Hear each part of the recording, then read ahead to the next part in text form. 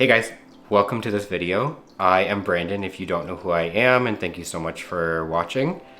Today it's going to be a little bit more of a educational type video, and again, educational in the way that like I'm telling you exactly how I use Leca as a substrate and all of my tips and tricks. So I am nowhere near an expert. I'm not saying I'm an expert. I'm not saying you should be doing exactly what I'm doing. I'm just saying this is what I do, and hopefully this will help you. The two creators that really helped me learn about Leca back when I was learning about it probably about 3 years ago, and like how to use it as a substrate, what they do with it.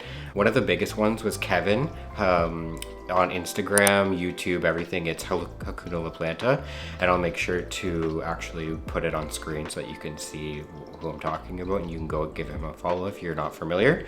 But he is, yeah, like his videos about Leca and just teaching people how he uses Leca and semi-hydroponics just as in general. Yeah, like he was super informative back when I was learning about it, and he actually taught me a lot.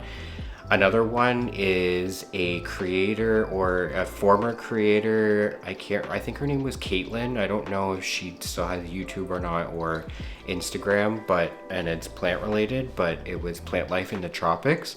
So she used Leca a lot actually as a growing medium, and she was one to teach me exactly how she uses it as well. So yeah, so those were two of the bigger ones that I used to kind of learn about Leca and like what they do. There's also one, I don't know if they're on YouTube, but I'll put their Instagram on the screen. I think I'll have to look it up. I can't remember. It is like, it's Rye Cedric, and his Instagram handle is Room with Rye.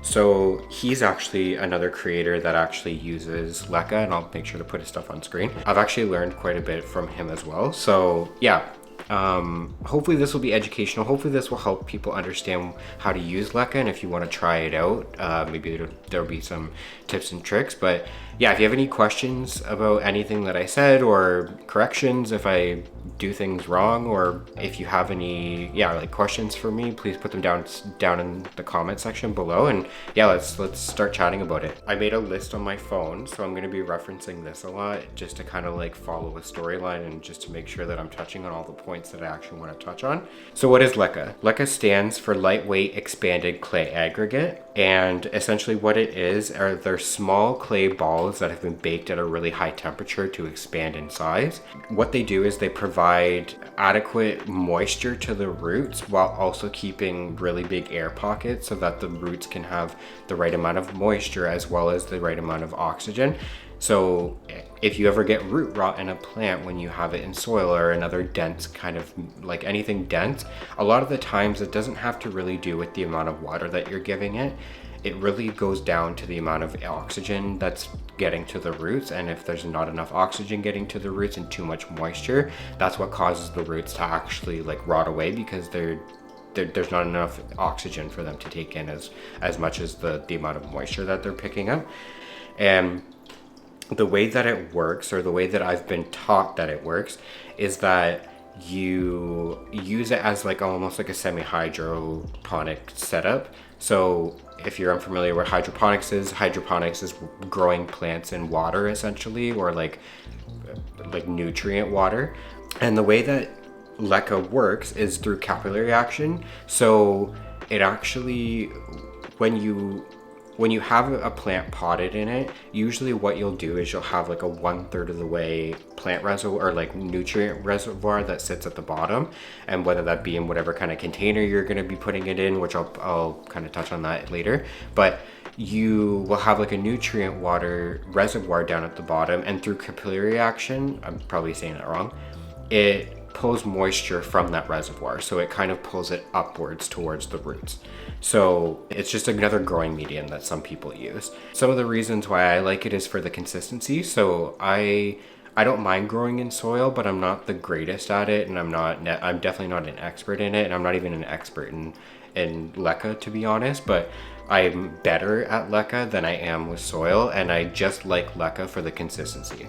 So when I mean that, I mean, it doesn't, the clay balls, they don't get mushy, nothing happens to them except for they suck in the moisture, and then they provide that moisture evenly to the plant's roots the way that they kind of want them and need them.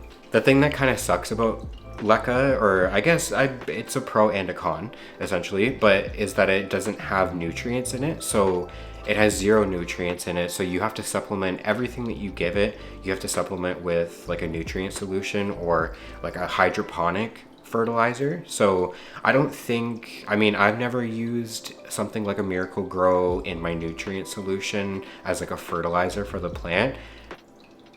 Maybe you can do it, but to be honest, I'm not sure. I've never tried it. I'm happy with the ones that I use, so I'm just gonna stick with the ones that I use. But you just have to make sure that when you are using Leca, that you are providing some sort of nutrients to the plant, and plain water, it won't cut it for the long term. Like, you will be able to get away with it for a while, but you will need some sort of nutrient solution or hydroponic fertilizer in the long run in order for your plant to grow bigger and to mature and, you know, like, be happy, because it needs to eat as well, not just stay moist. I know, I hate that word too.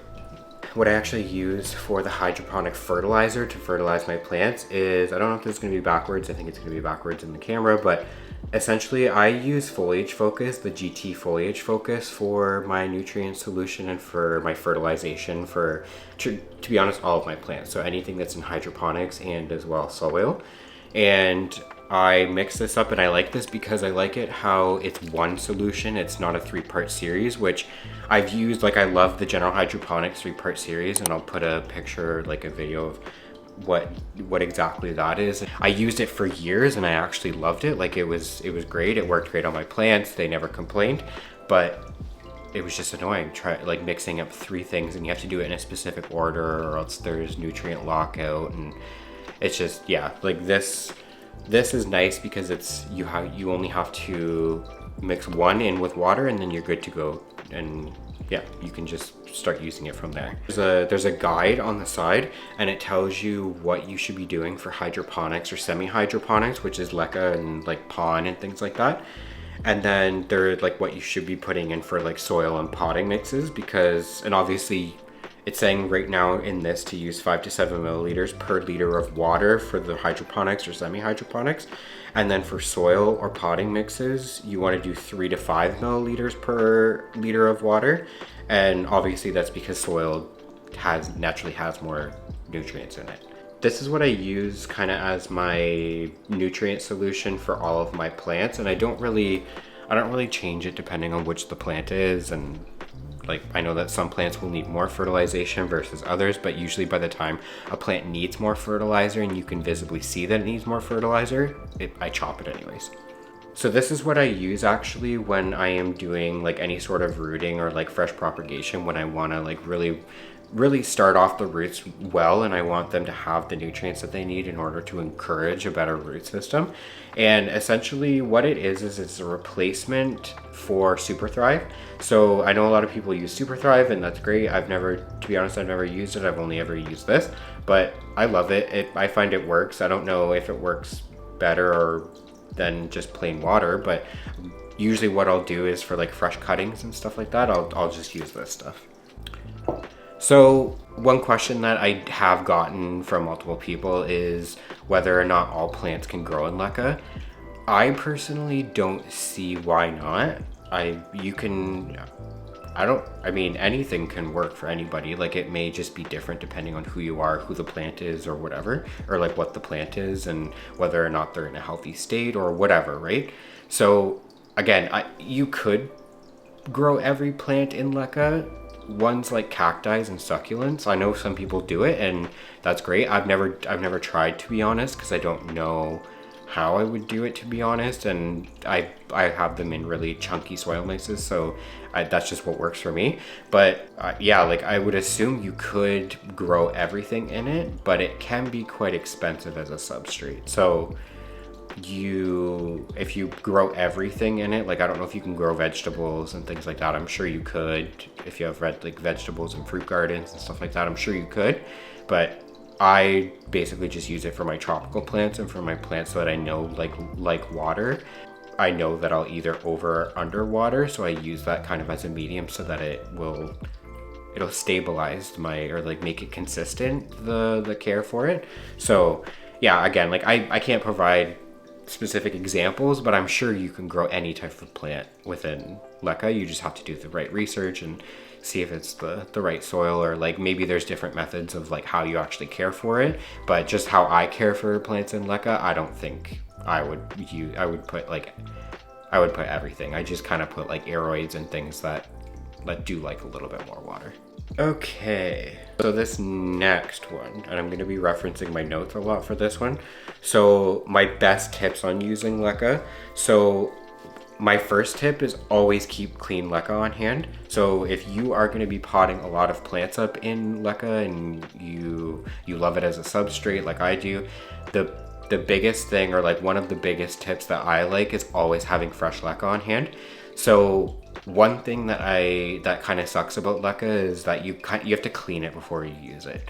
Usually when you get a bag in from the store or wherever you get your Leca, there's going to be a lot of dust on the clay pebbles, and what you have to do is actually clean that off. So when I lived in our old apartment, it was a nightmare trying to deal with that, because you really do not want to be rinsing off Leca and putting that clay dust down your pipes, because your pipes will clog. You'll have a huge bill, or your landlord will have a huge bill if that's where you live, and you just don't want to be dealing with that. So essentially what you have to do, or like the best thing that I've figured out that I need to do when I'm cleaning new Leca, is essentially what I do is I just put it in a container, and then I take it outside, I hose it off, I fill the container with water and Leca obviously, and then I kind of just like swish it around. So I'll just swish around the Leca to try and get as much of the clay dust off as possible, and then I'll just dump it into a strainer, and I basically just do that until the water is like almost clear. It can't be perfect. It's always going to rub off dust whenever you're kind of using Leca, or like you're putting it into containers. Like even after you've washed it off, it'll actually create more dust, obviously. But yeah, like what I usually do is I'll take it out, I'll rinse it off with the hose or fill it up with water, swish it around, put it through a strainer, and then I'll just keep doing that until I see the water is way clearer than when you first start out. Then that's when I know that I can start using it again. Another really good tip that I really like, and I think I learned this one from that room with Rye, is that always keep your Leca soaked. So you may think putting it into a container with nutrient solution or water that it would possibly like grow mold, or it just won't keep fresh.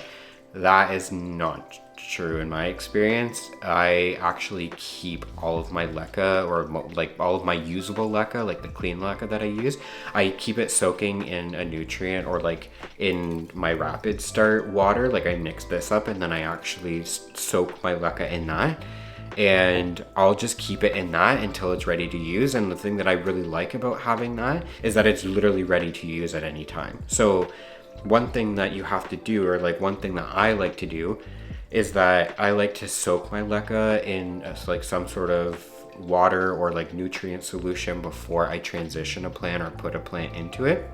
Because Leca is very dry when you first get it, right? Or like when you don't keep it soaked, it's very dry. And plants, when you do transition them into a substrate like that, they are looking for some sort of nutrients, or they're looking for some sort of moisture so that they can grab onto that, and because they'll be in shock. So one thing that I've found that really helps when you're doing this is actually making sure that you soak it. And I just keep like honestly like a reservoir in the bin at all times, and I just refill it up when it's ready to go. Or if I feel like it's been sitting for too long, I'll dump it out and just refresh it a while, like after a while. But yeah, I always keep it pre-soaked, and I love it because it means it's ready to go whenever I need it, and I don't have to sit there and like let it soak for like 24 to 48 hours before I use it, because sometimes that's just not how life works, right? Like sometimes I'm like, okay, I want to repot a plant and I want to do it now, so it's completely ready for me and it's good to go from there. So another tip that I have, or like another really good tip that I have, is choosing the right containers. So when I talk about choosing the right containers, I mean, I use things like, well, there's a few different methods that I use. I'll use like glass containers, like vases and stuff that don't have any sort of like they don't have any drainage holes at the bottom, or like you can still see through them. And you can use those with Leca because they're good to be able to see the roots, and you can kind of keep that nutrient reservoir down at the bottom without it kind of going through.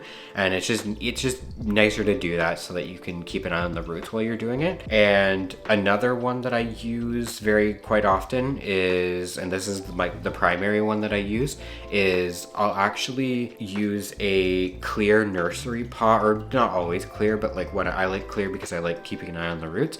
But I'll use a nursery pot that does have holes, and I'll usually poke holes in it around the sides too if it doesn't have like any sort of like cuts in it, so that more aeration can get to the roots. But I'll use a nursery pot, and then making sure that I put that in another cover pot that doesn't have any sort of drainage in it. And I want to make sure that that cover pot also has like some sort of like glazing, or it's plastic, in order to hold a nutrient solution reservoir, and it's not gonna soak through. Like something like terracotta may not be the best option when you're using it as a cover pot, because it soaks up all of that water that it comes in contact with. So, and a lot of terracotta pots have holes anyway. So yeah, like that's what I like to use, is mostly just like the insert nursery pot, and then the cover pot that goes on the outside without any drainage holes. And yeah, you just want to make sure that it just doesn't have any drainage holes, and then make sure that it can hold moisture at all times and it's not going to get gross or whatever. I also use clear takeout cups too. I've used that previously too. So what I'll do is, a lot like when I'm using the vases where there's zero, I mean, you can poke holes in them to make it more like a nursery pot, but usually I don't. Whenever I'm using them, I just put the nutrient reservoir down at the bottom and it's zero drainage. But yeah, you can use like deli cups. You can also use other sorts of like drinkware like that. But yeah, the one thing that I would say is that pots without drainage, or like if you're going to be going through this no drainage route when you're using Leca, I would recommend doing it in a clear vessel so that you can physically see where the nutrient solution is. Because one thing that you don't really want is the roots sitting in the nutrient solution, unless they're completely used to it and they grow into the reservoir. Then that's like traditionally fine, and like I haven't really had really any problems with that. But one thing that you do want is to be able to see where that nutrient solution reservoir is, so that you're not submerging any sort of roots, and so that you're not filling it up too high, because you obviously don't want to fill it too high, or else that's how you get root rot. And then the last thing, and I kind of touched on this before, is I usually go by the rule of like 1/3, or like, it really depends on the actual vessel itself and where the roots are and things like that. But you always kind of want to keep the nutrient reservoir or the water reservoir below the roots, right? So you don't want them to be submerged a lot of the time, unless they're used to it, which is like, there's kind of exceptions for things like that. Like I'll submerge it sometimes, or I'll fill up the nutrient reservoir a little bit higher if I've been propagating a plant and growing roots in water. And the reason I do that is just because they're used to being constantly surrounded by water, right? So that's what I'll do. But yeah, like my general rule of thumb is to put the nutrient reservoir about 1/3 of the way up. And when you're repotting plants anyways, you usually put like some soil down at the bottom. So I would just do that honestly with the same when it comes to Leca too. I put some Leca down at the bottom of the pot, and I kind of do it about 1/3 of the way up, because I know that's where the nutrient solution will be. And then yeah, like just make sure you fill it up to about there, and then you should be good to go. Okay, so transitioning plants from other substrates to Leca, and a lot of the times it's soil or moss, or maybe even like perlite or things like that. But there's a few different methods that you can take with this actually. So one of the first methods that I use is straight from soil / moss to Leca, and I do that all the time. You obviously have a little bit more risk when you do something like that, because you're going to be putting the plant in a really big shock. Like you're going to be like, I'll kind of go through the steps. Is like, you're going to be taking off as much of the soil or the substrate from the plant's roots that it's currently living in. So you want to make sure you like dump out that soil. I don't know if you want to reuse it or throw it out, but take all of the soil or any of the substrate off of the roots, and you kind of do that. And then what I usually do is I'll take it over to the sink and then run the water. Make sure it's like lukewarm so that it's not going to be putting the plant's roots into too much shock.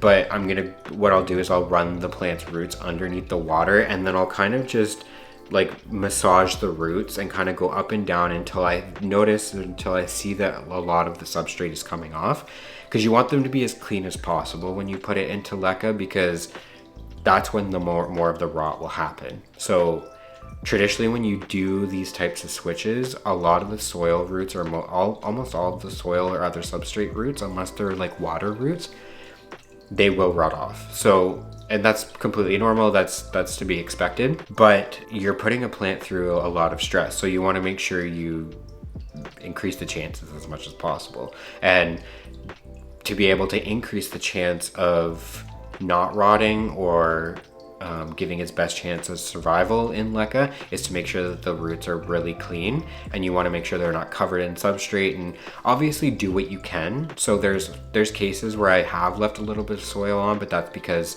I really didn't want to start like digging at the roots or ripping roots off, and like you will have some sort of like root shedding when you do that. But yeah, like you just want to make sure that you get the plant's roots as clean as possible when you're doing this. So after you've cleaned the roots and after you've rinsed them under water, or some people actually soak them into like a bath of water, like lukewarm water, and then they'll kind of do the same thing where they'll kind of like massage it out. You can do that as well, so that you're not wasting a lot of water, because that's probably a better way, to be honest. But after you clean the roots and you've got them all nice and squeaky clean and ready for the Leca, what you'll do is now you're just going to pot it up into the pre-soaked Leca. And remember, I cannot recommend this enough. I know some people do like a straight, they'll just rinse off the Leca and they'll just put it in dry. I personally do not do that, and I don't do that because it increases the chance of rotting the roots, and because it'll be dry at that point and they'll be looking for moisture. So I really like to soak them so that it does soak in some of that nutrients. But essentially what you do is you start potting it up. So after you've cleaned off the roots, I just take it over and I use whatever vessel I'm going to be using, and then I fill up 1/3 of the way, or possibly more depending on the actual size of the vessel. And if you have more room to put the roots into, I would say do it, because Leca roots go wild. I'll put a clip of what my roots looked like for my Monstera alba that I chopped in one of my other videos. The roots went absolutely insane. Like they looked like a pack of ramen noodles. Like they were coming out of the pot everywhere. So one thing that you can expect when you are using Leca is that the roots will absolutely go insane if they're loving it. But yeah, you just want to make sure that you leave a little bit of space, or like a pretty decent amount of space down at the bottom, so that you can like use that nutrient solution reservoir. And this is especially important when you're doing this, because especially when you're doing that straight soil or other substrate like moss or something straight to Leca, because you don't want the plant's roots that were previously in an environment that could dry out possibly just submerged in water and Leca, because there's like zero air at that point. Like there's oxygen in the water obviously, but not enough oxygen to actually allow the roots to be okay. So yeah, I would just say that you leave a good amount of space down at the bottom to leave that nutrient solution, so that it can wick up the right amount of moisture, and then you do have enough air pockets as well, so that the roots have the oxygen that they need. Like I said before, there's going to be a root shedding phase, and that's completely fine. Like that's okay, and you can expect it. So Leca roots are different than like a soil or a moss root. So the roots in soil, and like I was saying before, kind of is in moss or soil, is that those roots they tend to be okay with drying out a little bit more. That's what they're used to, if that's what you do. Like I know that like soil, I do let some of it dry out a little bit more, because I don't want fungus gnats, and I hate fungus gnats like so much. So that's why I let it dry out whenever I have a plant in soil. But with Leca or semi-hydroponics, or the way that I use it, like there's consistent moisture all the time. So the plant's roots will not be used to that. Obviously, they'll be used to that dry out period and things like that. So just expect it, and it's gonna be okay. Like, you make sure you monitor. I mean, if you don't have it in a clear vessel, it may be a little bit harder to monitor the root growth, but that's why I like the clear vessels, so that you can kind of see whether or not there's new roots forming. But again, the plant's leaves will tell you a lot of the time whenever something is happening. Like, it'll tell you when it needs water, it'll tell you if it's not happy, or it'll tell you if there's root rot. Like, you'll start seeing signs like the leaves curling or browning or yellowing. Like, it'll tell you. So I mean, keep an eye on plants when you first transition them, but honestly, that's why I like clear vessels. They're so much easier to deal with. And yeah, don't be worried when this does happen. Like, it's meant to happen when you do stuff like this. They're used to living in another substrate, so don't worry about it, to be honest, when you do start to see some roots rotting. As long as you see new roots growing, or the plant looks okay, like on the top, let it be, and then wait until it tells you that it's not happy, and then you can take action from there. But yeah, it's completely normal to shed roots when you're doing this. Okay, so the second method that you can do when you're potting up, or like when you're transitioning from another substrate to Leca, is, hold on, I'm gonna need to plug in my camera because it's gonna die. Okay, I'm back now, and she's plugged in, and hopefully we'll be good to go. Hopefully it doesn't overheat now. But the second method that I use is water rooting. So you can do this with anything. Like, I did this with some of my other plants that I have that I don't really have an appetite to lose. So obviously with the first method, there is a possibility, or even a higher risk, of the plant actually rotting and dying. So I do that most of the time, but when I don't have an appetite to actually lose a plant, what I'll do first is just root it in water first. And literally what I'll do is like the first steps before. So I'll basically just make sure that the roots are really clean by getting all the substrate off, rinsing it under water to make sure they're as clean as possible, and then just popping it in water. Or I'll pop it in water with this nutrient, or like the rapid start, so that it'll give it a little bit of a boost and help the roots grow a little bit better. But yeah, that's literally it. And then what you can do is just wait for new water roots to form. And you'll notice that water roots are very like white, versus, I don't know, like usually soil roots are a little bit darker, or obviously because they've been in soil, they've been growing in soil. And I don't know if there's like any scientific reason to why they're a little bit darker other than it just being in soil. But you'll notice when new roots are forming, because you'll see the like new root tips being like really bright white or like a light green, and you'll see that they'll just be newer and they'll look newer. So yeah, like the benefits of doing this obviously is that there's less risk. So if you want less risk when you're doing this, or you're first starting out, I would recommend doing this as a first step, is taking them out of the current substrate and then just rooting them in water first and letting them grow some water roots, because that will really, like Leca as a substrate, that's the type of roots that the plant will be growing, is essentially the same as if you were just growing plants in water by itself. And I find that water is a good like middle ground, or like medium. It's a good middle ground substrate to be growing plants in, because they'll be getting an adequate amount of moisture, and it's quite common for plants to grow well in water. So why not try it out first by putting it into water, or like the nutrient water, in order to grow those roots first before you kind of dive in and put it into Leca. Okay, the last method is basically just propagation. So if you've never propagated before, essentially what you do is you take cuttings of a plant. Traditionally, I mean, depending on the actual plant itself, like obviously Hoyas are a little bit different than like a philodendron or something. But with say a philodendron, or like a monstera or something, you want to take a cutting and making sure that you get a node where new growth or like new roots will grow out of. And that's traditionally where roots will grow out of. They won't grow out of like the middle of the stem.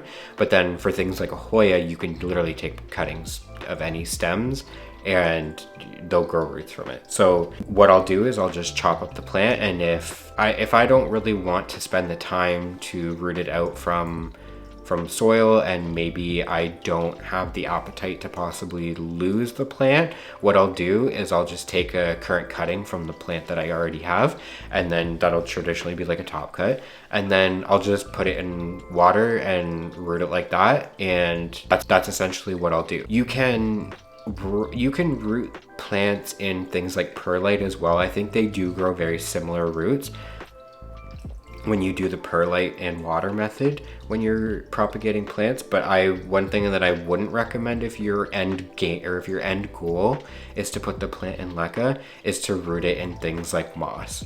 I wouldn't recommend doing that because A, it's a pain in the butt when you do want to take off the moss to put it into leca, and B, they just don't grow the same roots. Like they don't grow like water roots when they're in moss. So I would just recommend doing it like plain water with some nutrients if that's what you want to do, or you can do it with like perlite and things like that. One thing that when it comes to propagation that I want to keep in mind is making sure that you have time for it to callus over as well. So if it doesn't already have roots, like it wasn't growing on a moss pool, or it wasn't already growing in a substrate where it needs to continuously be in that substrate, where you can't leave it like out of a substrate for more than 24 to 48 hours.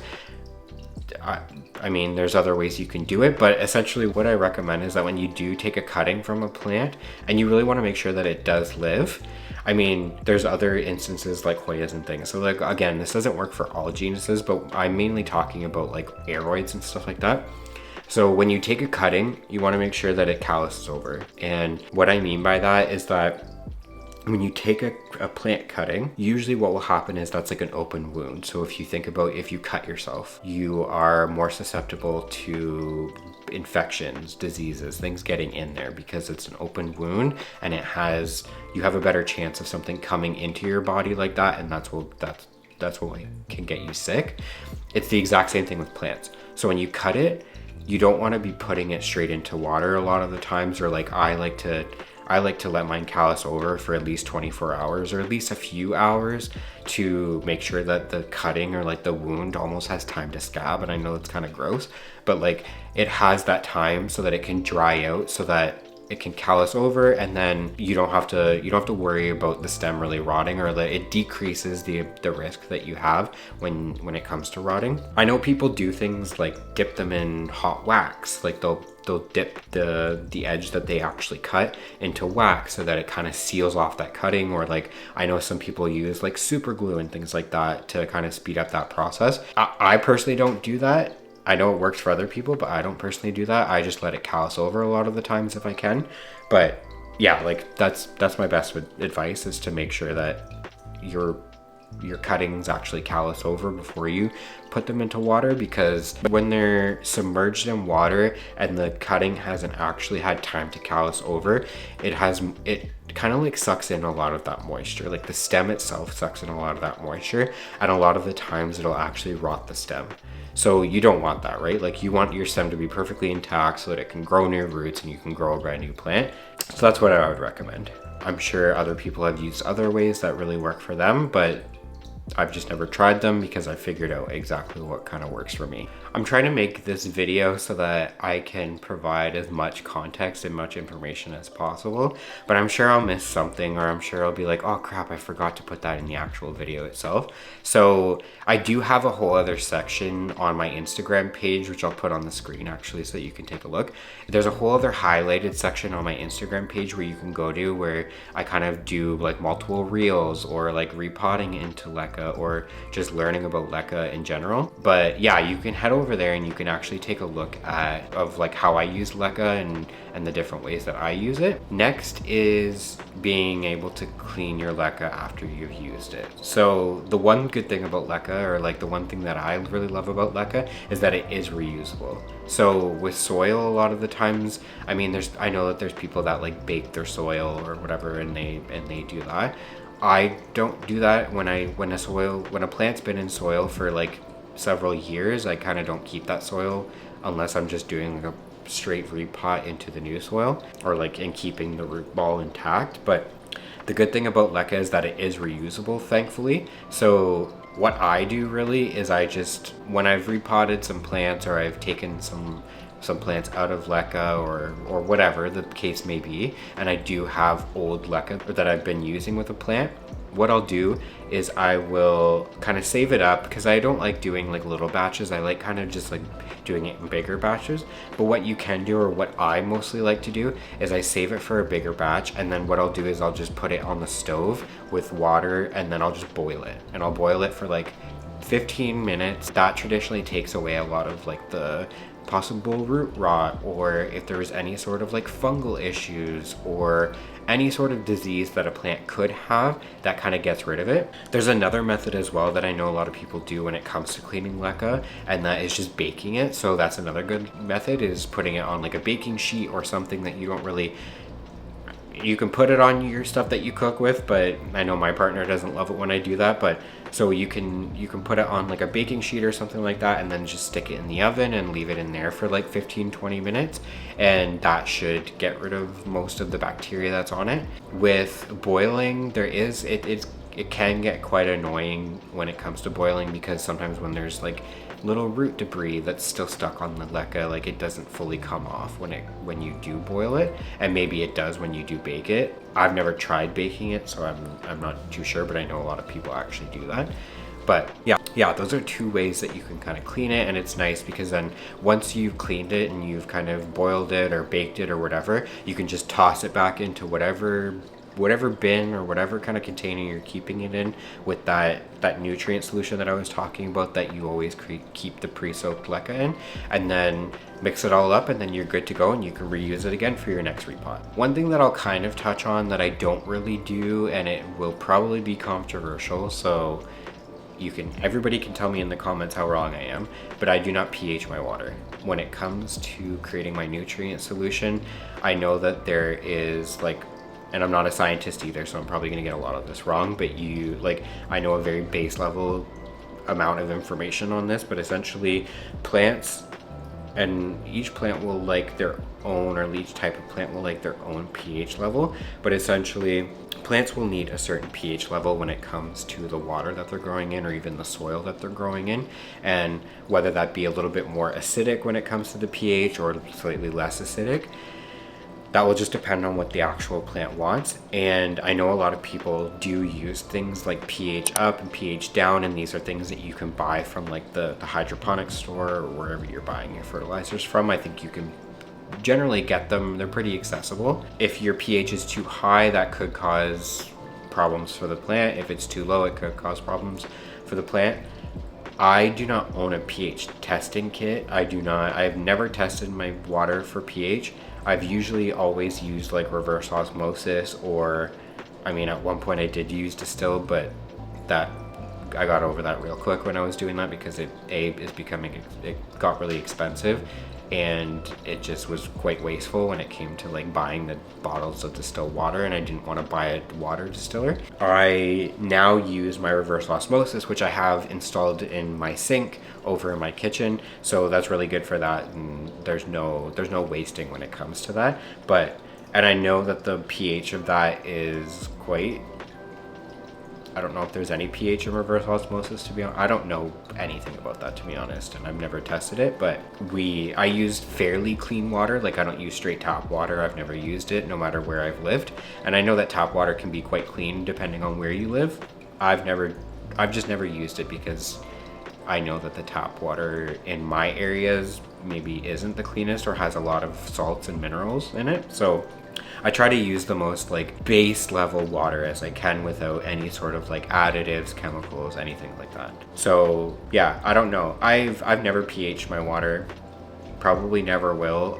If there's an issue with pH, I'll probably just chalk it up as something else. And I probably have dealt with pH problems when it comes to plants before, but what I've done is I probably just cut it up and then just restarted the plant, and it's been fine. So do with that what you will. pH is probably the thing that I would worry least about, and that's my current experience, or like that's what I don't worry about at all, is the pH. So hopefully this video was helpful in some sort of way, or hopefully you learned a little bit more about what Leca is, or semi-hydroponics, and how I use it. Yeah, I'm really interested to know down below, like if you use Leca, if your care for it or how you use it differs from how I use it. I would love to learn more, because I'm always looking to learn more about this hobby, right? Like I want to learn what other people do. So yeah, leave a comment down below to let me know how you use Leca, if it is differing, or let me know in the comments down below if you just love Leca as a substrate and you love to use it as well. And yeah, like if you have never used it before and you have questions, I'm more than happy, jump over to my Instagram or leave a comment down below. I'm more than happy to answer any kind of questions that you have in terms of how you can use Leca, or kind of be a little bit of like a plant consultant and tell you how I would do it. But I wanted to create this video just so that I can create almost like a guide for somebody, because I know that those were really helpful when I was looking up how to handle, or like how to use Leca as a substrate. So let me know in the comments below if this was helpful for you, if you learned something, or if you just liked watching, like that was completely fine too. But yeah, let me know if this was helpful, and I'm sure I've probably missed some things. Also, I forgot to say this before, I forgot to talk about this topic when I was filming before, but essentially it's just flushing as well. So you'll see that there's like this white powdery stuff that's on top of the Leca. That's completely normal, and that's actually just like a buildup of salts and minerals that comes from like tap water, or maybe your actual nutrient solution that you're using, and it's completely normal. It's not mold or anything. All you have to do is just like run water through it, and I essentially just bring this over into the shower. I take this white cover pot off and I put this kind of whatever, this like insert pot with the actual holes in it, into the shower, and then I just run the shower head over top of the Leca, and I kind of just flush it so to get any of that buildup of minerals out of the Leca. Like I don't know if it's necessarily going to hurt the plant. I've never really had an issue with it, but I tend to keep my Leca quite clean. Like I do flush it when I do tend to see a little bit of buildup like that. But yeah, you don't have to do it quite often. Like I do it often, I think, because I just want to make sure that it keeps it clean. But I do know that other creators or other people, other plant parents actually don't do it. You actually have to think about containers that you're using when you're using Leca too. If you want to be flushing your Leca, or you have a feeling that you will be flushing your Leca, you'll have to make sure that you'll choose the right containers as well. So not all containers will be as easy as bringing it over to the shower and then just flushing it through like with the water, or like the hose. With like closed containers that don't have any sort of holes, that does get a little bit trickier. I think it's possible, but obviously you just have to kind of think about workarounds and ways that you can actually start flushing it if you don't have any sort of holes for the water to drain through. It's not impossible, but you just have to kind of be a little bit more creative when you do want to flush in containers like that. If you made it this far in the video, thank you so much for watching. I hope it was really helpful for you, and I hope it's a resource that you can possibly even come back to or send to others if they have questions about Leca and how to use it as a substrate. But yeah, thank you so much for watching this video, and we'll see you in the next one.